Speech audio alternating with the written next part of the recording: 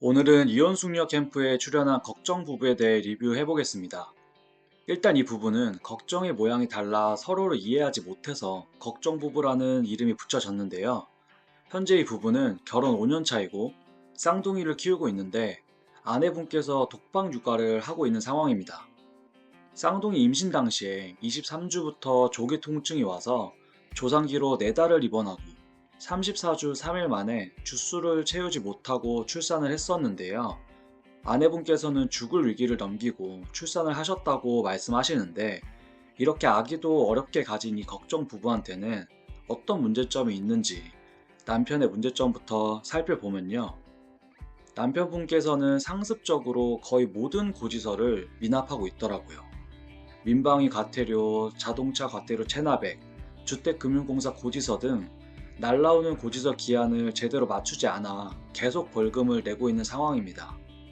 심지어 대출 이자 연체로 경매 예정 통지서까지 날라왔었는데 남편분은 이런 일에 대해서 정말 대수롭지 않게 생각을 하더라고요.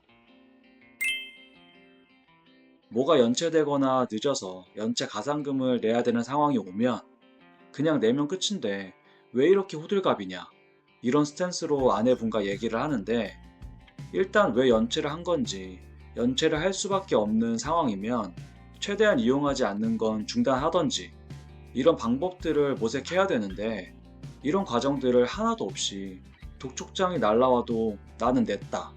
그래서 문제가 해결됐는데 왜 자꾸 얘기를 하냐 이러더라고요. 그리고 생활비도 규칙적이지 않은데 어떤 달은 100만 원 줄 때도 있고 어떤 달은 몇천 원 주는 달도 있다고 해서 아내가 월급 명세서를 보여달라고 하니까 절대 안 보여주고 있습니다. 저는 부부끼리 뭐 얼마나 벌고 얼마를 쓰는지 100% 공개를 해야 할 의무는 없다고 생각을 하지만 이렇게 상황이 안 좋은 경우엔 모든 걸 공개하고 함께 현재 상황이 어떤지 판단하고 대안을 생각하는 게 맞다고 생각하거든요. 하지만 남편의 문제는 여기서 끝이 아니라 가장 큰 문제는 폭언이었습니다. 대화를 하다 짜증이 나면 시땡, 미친땡, 정신병자 등 부부끼리 절대 하면 안 되는 욕설들을 하고 심지어 아이들이 보는 앞에서도 멈추지 않더라고요. 그리고 진짜 심한 건 아내한테만 욕을 하는 게 아니라 육아를 도와주러 온 장모님한테도 얼굴에 대고 욕을 하는 거예요. 이게 말이 되나요? 아무리 화가 나도 선은 지켜야 되는데 이 정도로 사리 분별이 안 될 정도면 어떤 돌발 행동을 할지도 모를 만큼 위험한 상태라고 생각합니다. 남편의 폭언이 얼마나 심하면 경찰에 신고한 게 7번 정도 되고 폭언뿐만 아니라 폭력적인 행동도 여러 번 나왔다고 하는데 일단 여기까지가 아내 측의 주장이고 이제 남편분이 생각하는 아내의 문제는 무엇인지 봐볼 텐데요. 아내분이 처음에 독박 육아라고 말을 했지만 실제로 남편분은 퇴근 후에 아기를 잘 보더라고요. 평일은 친정어머니께서 계셔서 거의 저녁 전에는 아내와 친정어머니가 보고 저녁에는 남편과 친정어머니가 보는데 아내분은 아예 저녁 때는 육아에 관여를 안 하는데 이게 독박 육아라고 하기에는 좀 지나치지 않나요? 게다가 아내분은 지금 아기가 16개월이 됐는데 유모차를 젓고 피는 걸 못하더라고요. 매번 친정어머니나 남편분이 해줬어서 할 줄을 모르는데 독박 육아를 하는 사람이 유모차랑 카시트도 제대로 못 다루는 경우는 말이 좀 안 맞는 것 같아요.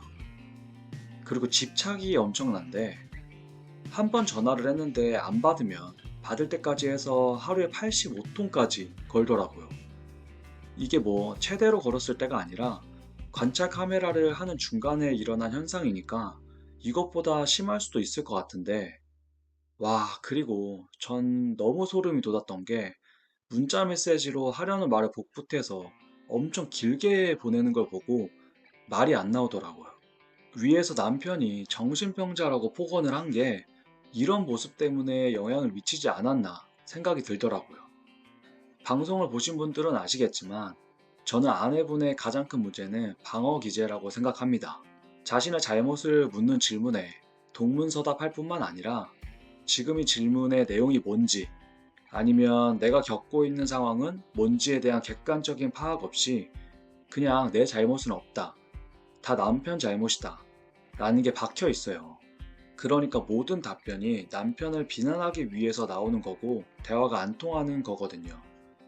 진심으로 아내분은 현재 정신 상담이 심각해 보이는데 저런 증상이 안 좋은 게 계속 자신을 갉아먹는 거거든요. 나는 정상인데 주변에서 나를 못 살게 굴어. 그래서 내가 피해를 보고 있어. 이런 생각이 반복되니까 문제 해결은 물론이고 문제 파악도 제대로 안 되는 거라고 생각합니다. 아무튼 이번 걱정 부분은 역대급 부부인 건 확실한 것 같은데 서로 대화부터 제대로 안 되는 상황이라 갈 길이 너무나 멀 것 같습니다.